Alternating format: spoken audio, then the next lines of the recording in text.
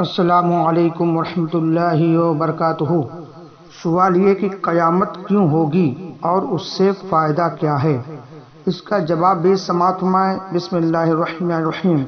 کتاب کا نام ہے ہم سے پوچھئے، اس کے صفحہ نمبر 20 پر ہے کہ اس دنیا میں مومن اور کافر ایک ہی زمین پر آباد ہیں۔ قیامت میں ان کی چھانٹ ہوگی۔ چھانٹ کے بعد مومن کو جنت میں اور کافر و مشرک کو دوزخ میں بھیجا جائے گا۔ قیامت چھانٹ کا دن ہے۔ دیکھیے، ملزم کو پہلے حوالات میں رکھتے ہیں، پھر اسے عدالت میں حاکم کے سامنے پیش کر کے فیصلہ حاصل کر کے جیل پہنچاتے ہیں۔ قیامت مقدمات کی پیشی کا دن ہے، اسی لیے اسے یوم الحساب بھی کہتے ہیں۔